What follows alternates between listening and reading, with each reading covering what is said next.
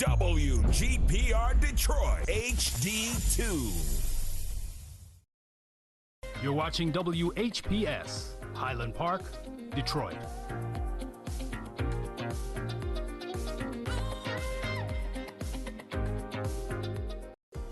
The views and opinions expressed on the following show are not necessarily the views and opinions of WHPS, its affiliates, management, or sponsors.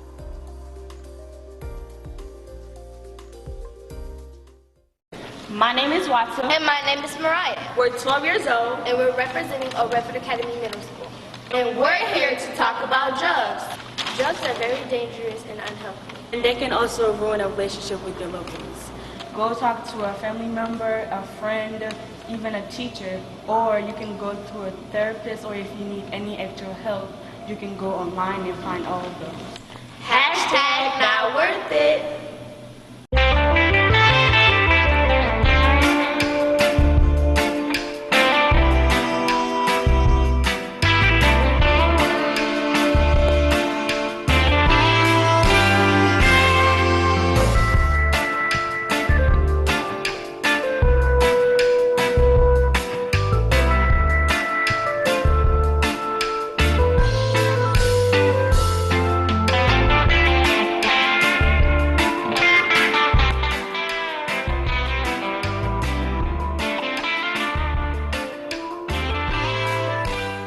And good afternoon and welcome to Expose Under the Sun, sponsored by the Detroit Native Sun newspaper. I am your host, Darwin Griffin, and today we are going to be enlightened by the Honorable Alexis Ramsey. She's probably the person that everybody, probably in the world, probably wants to know, but everybody in the city of Highland Park and Detroit knows. So we are very, very fortunate to have Ms. Ramsey to come on today and talk about the elections, the primary, the upcoming general election, talking about the convention, and just talking about the issues when it comes down to how people can register to vote and why it's important for them to get out there and vote. As you know, our show is live. Our calling numbers are area code 313-868-0342, 313-868-0351, and 313-868-4336. Our website is www.tv33whpr.com. And if you would like to call in, please feel free. And if you can't call in, you can go and you can submit your questions to me, and I can ask the Honorable Alexis Ramsey the questions that you may have. There's been a lot going on in the news, and you know, and I know everybody talks about the confirmation of the, I believe, going to be confirmed new Supreme Court Justice. We might as well start getting used to hearing that name, Supreme Court Justice Jackson.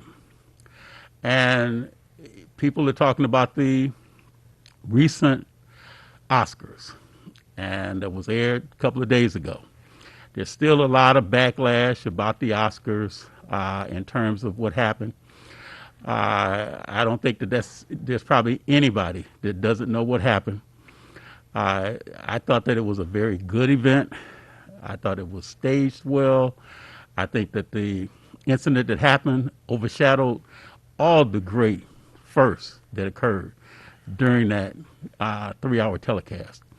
So again, my hat goes off to the winners, goes off to the people that were recognized for all of the contributions that they've done in the movie industry. And sadly enough, you know, we lost a lot of great people, you know, as well. And, you know, it's sad when you think about, you know, some of the people that we have lost in this past year that brought so much to the film and the industry when it comes to cinema. And the first name that comes to mind is Mr. Sidney Poitier. So again, you know, I just want to express my sympathies and condolences to his family. And then also, I know that was the first person that they recognized in memorandum to, in memorial to all the individuals that may have made the transition. And then to culminate it with the passing of the great comedian Betty White. And as a lot of people realize too, that she has a lot that she has has done, but her main focus was on animals. And I thought it was so interesting that Jamie Lee Curtis was holding a dog that was up for adoption. And that's one of the things that she really promoted, was trying to get people to adopt our four-legged friends. And just a sidebar conversation on that, John Travolta adopted that the four-legged friend that Jamie Lee Curtis was holding up at the Oscars. So, it's just great that we've had a lot of people that have come and gone, but it's even greater that their legacy is being left in the hands of some awesome, awesome people. And when I say awesome people, it puts me in the mind of my guest.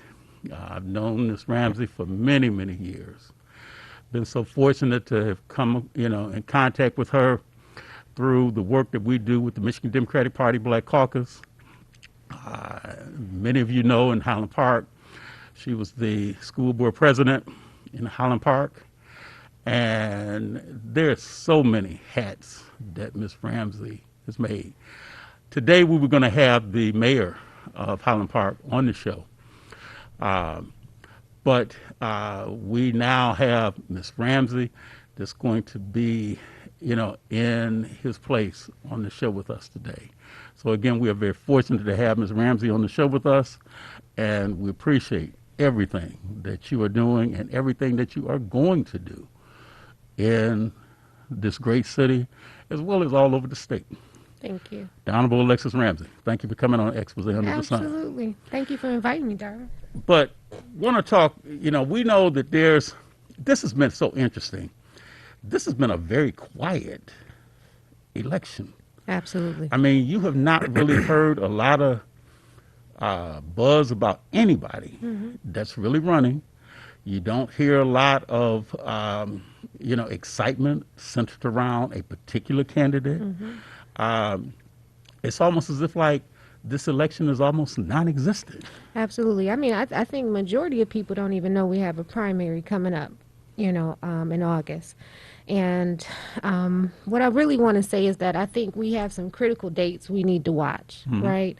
So March 31st is one of the key dates that we need to watch for any candidate, because that's when their first financial report is due, right? So that's going to say, hey, are these people even a candidate that may even be able to get in this race and have a chance to even begin their program after April 19th, which is another critical date we have to look at, because that is your last filing date.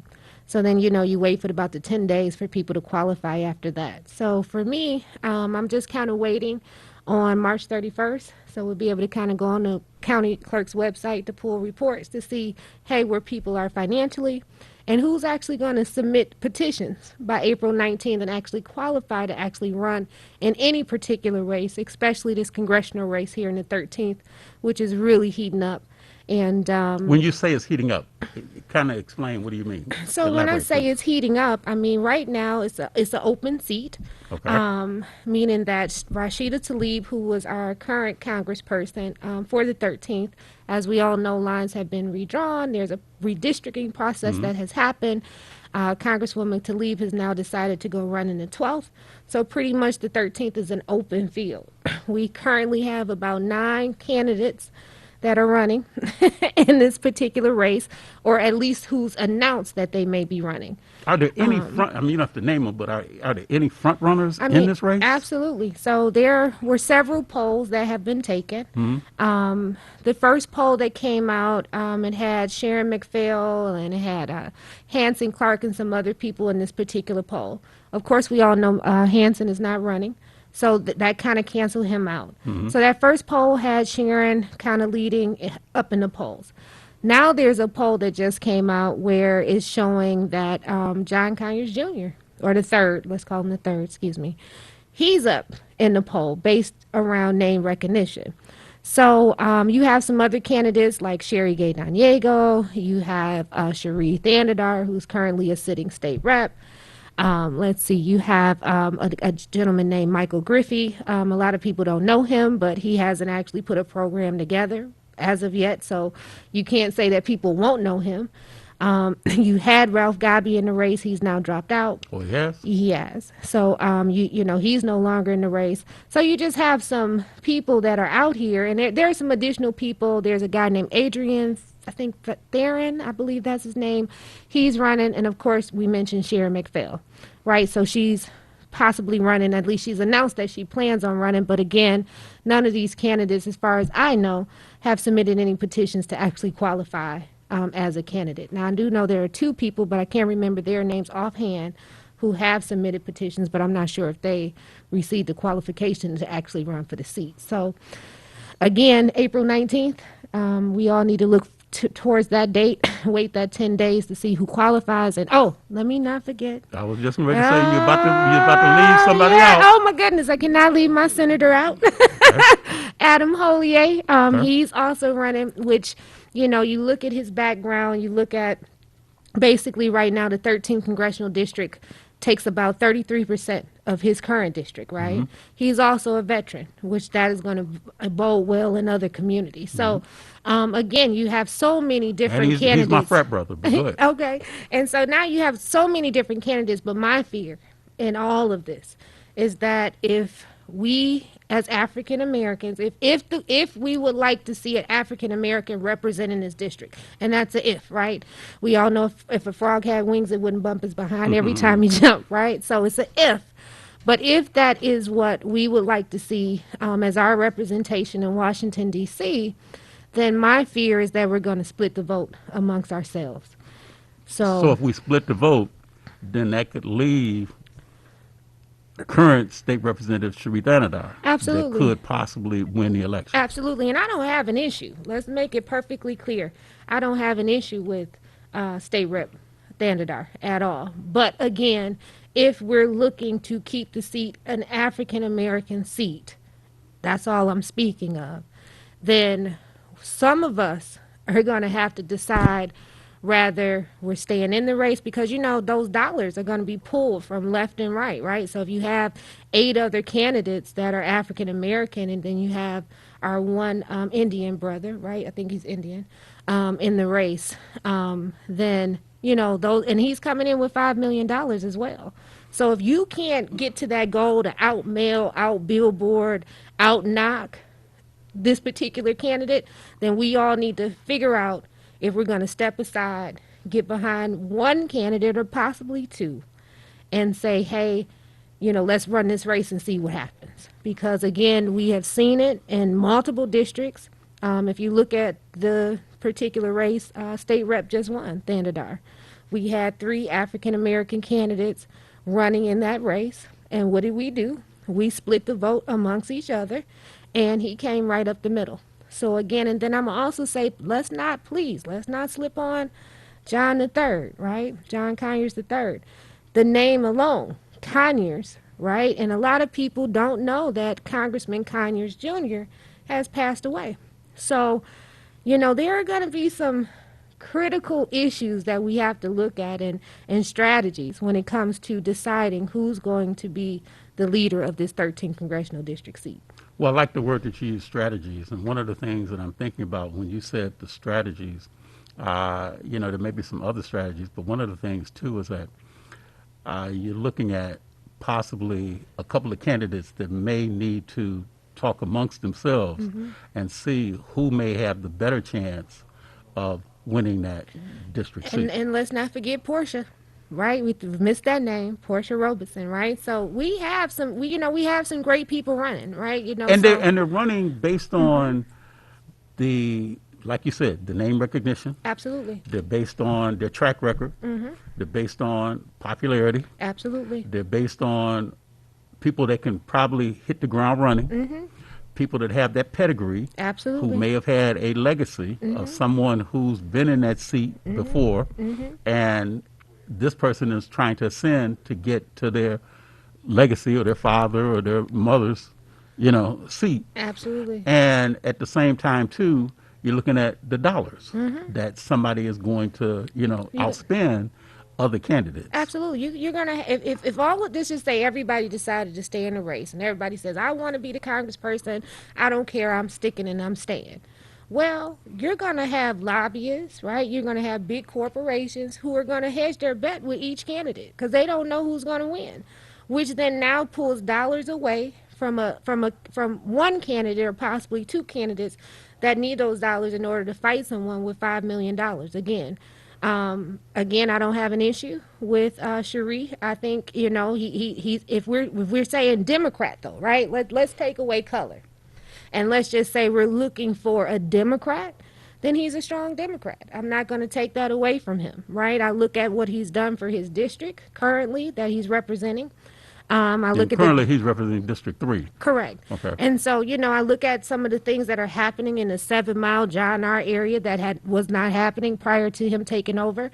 I look at some of the legislation that he's put forward, and some of the legislation that he's also sponsored and or supported, right, that has supported African Americans. So again, are we looking for an African American to represent us, or are we looking for a Democrat?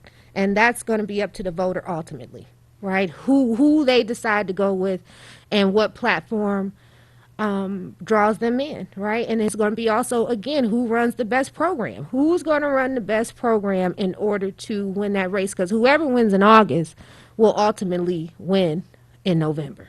Why do you in say this that? 13th Why do you congressional say seat, because of the way the district is drawn, it's a Democratic district. Okay. So whoever is the Democrat that wins has a high probability of beating that winning, Republican. of beating that Republican in the 13th.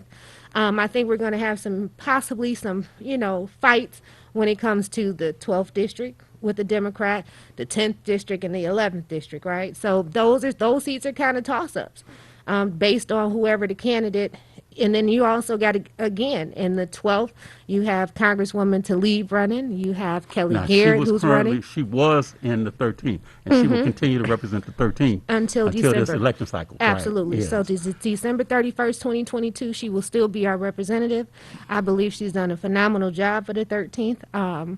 You know, I hate to see her leaving, but ultimately you have to go where you believe that you can represent your constituent base that will best represent you. So And one of the things that happened to our viewing audience is that we had 14 districts, yes, we did. and the 14th district is currently held by the Honorable Brenda Lawrence. Brenda Lawrence. But now Brenda Lawrence then would have had to run in a different district because we lost that 14th district. So now the thing is that she decided that she was going to retire. Absolutely. And I support that decision. I mean, people don't understand. This is not an easy job. People look at elected officials, and 9 times out of 10, they either think you're doing something wrong or you're on the take, you know. And people don't understand each and every day. This is a 24 hours a day, 7 days a week job, right? You wake up, you breathe your constituents. You go to sleep, and you're breathing your constituents. So it takes away from family. It takes away from friends. It takes away just from your life in general. So I think that she's done a phenomenal job in all the positions that she's held throughout the years. And it's time for her to take time for her family. And I support that decision 1,000% because, again, family's first, right? And I think, again, she's done a phenomenal job in her service. And so a lot of people are upset that she decided to step down. But I say family first, and I support you 1,000% because at the end of the day, no one truly understands the job until you actually sit in that seat. So now the 12th district is currently, the people that are in contention for that seat now are Congresswoman Rashida Tlaib, Absolutely. current mayor of Lathrop Village, Kelly Garrett, Absolutely, yes. former state representative Chanel Jackson. Possibly. Okay. And then there's also is Janice Winfrey, Yes. the current possibly. Detroit clerk still. And we do know that Phil Kavanaugh has bowed out, Yes. and now he's going to run for a judicial Absolutely, seat yes. in the district. Okay. And now in the few minutes we have left, Let's look at the 11th district. Who are some of the candidates who are running in the 11th district? So we have currently the two that I know of. You have Haley Stevens and you have Andy Levin. And both of them are current state. I'm sorry, they were both Both current congressional. people in D.C. Absolutely. And now, because of the redistricting, now they're going to have to go and Head to head. go head to head. Which Okay. is going to be a very interesting race within itself, right? So you have one who has strong name recognition, And which is Levin, Levin, right. right? And you have Haley Stevens, who brings in that progressive, who brings in that younger millennial group of people. So, again, it's going to be a very interesting race in how, again, they run their program.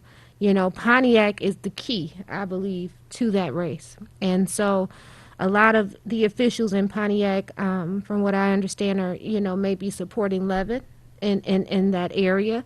So, again, it's program and strategy and how you actually go out and reach the voter. We're in the middle of a pandemic. We are also in the middle of a shortage when it comes to paper, right? So people aren't talking about those things. So if you're not getting your program on paper and getting your mailers ready to go and print it, there's going to be a strong possibility that your message may not even be able to get out because there's no paper to print it on. And the other thing too is that there's a lot of, because of the redistricting, there's a lot of state representative, state senate seats Yes. that are going head to head, where you've got incumbents that are now going up against, well, I wouldn't say the word incumbent because they may not have represented that particular district Yes. itself, but they may have represented a part of the district. And because the district lines are drawn so different now, so where it's like you had a person that was representing, let's say, the 5th district that's now the 1st district, and you got people that were representing the 5th district and the 6th district Yes. that now are representing the newly drawn lines of the 1st district. Absolutely. And the same thing with like, Well, that's, you look at Cynthia Johnson, right? State Rep Cynthia Johnson. You got State Rep Tyrone Carter. I mean, they're getting ready to go head to head. and she was representing the 5th district, And Tyrone he's was representing the 6th sixth, district. which is now the 1st district. So, I am, again, I'm disappointed with some of our Supreme Court and our judicial outcomes when it came to fighting this redistricting effort. Again, do I understand their theory? I do. I understand the theory that you wanted to create stronger democratic, supposedly, districts. But what did it do? It cut out the African Americans who ultimately had the opportunity to represent their constituent base. So now you have Detroit all cut up. I look at Highland Park, for instance. It used to be a Highland Park in Detroit area, right, based on our representative, which is now State Rep Helena Scott.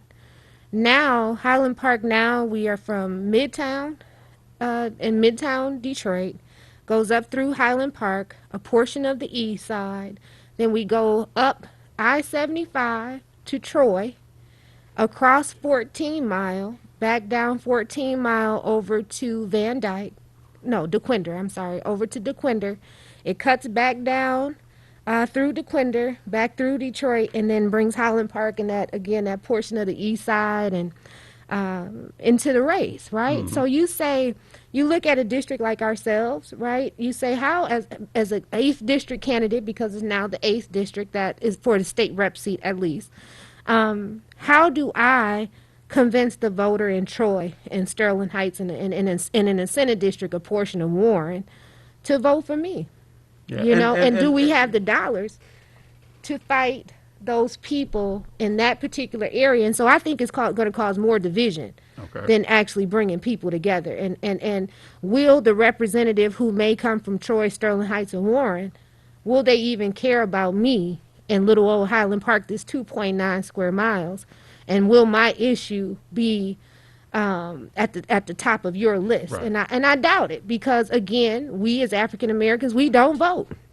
So when we don't vote and not participate, and I hate to say it, but this is just the truth, the elected official who has to get reelected, right, may not put you at the top of their list because you don't participate. Right. So. Now, in the couple of minutes that we have left, Alexis, there's a convention that's coming up Yes. in April. Can you Yes. explain and tell the purpose of the convention and the dates that the convention is going to be? Okay, well, the MDP, of course, holds a convention every year. That's the Michigan Democratic Party. Yes, Okay. and it's a convention for endorsement. So we're endorsing judicial, we're endorsing state school boards, things like that. And then also you have caucuses. So for instance, our caucus, the Michigan Democratic Party Black Caucus, each caucus will hold their particular caucus a week prior to. So from April 1st to April 8th, all caucuses will hold their conventions or, via Zoom. The MDP has been sending out information, so if you are a card-carrying member of the MDP or you have signed up to receive notifications from the MDP, you should receive these emails on a consistent basis saying, hey, what caucuses are running when.